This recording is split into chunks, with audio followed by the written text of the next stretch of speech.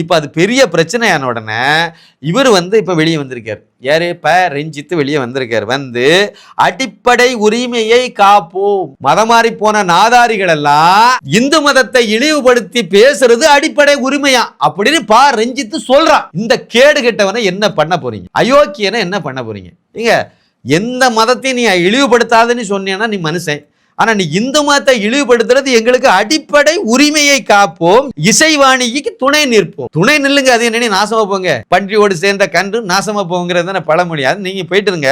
ஐயப்பா சாமியை இழிவுபடுத்துறது உனக்கு அடிப்படை உரிமை, இந்துக்களை கேவலப்படுத்துறது உனக்கு அடிப்படை உரிமை, இந்த சாமிகள் எல்லாம் இழிவுபடுத்தி பாட்டு வரிகள் எழுதுறது உனக்கு அடிப்படை உரிமை. கொழுப்பு இல்ல இது உரிமைன்னு எப்படி சொல்றீங்க? திமிர் இல்ல இது, கொழுப்பு தானே இது. இந்த வேலையை தான் இருந்த ஆள் பார்த்து வச்சிருக்கா.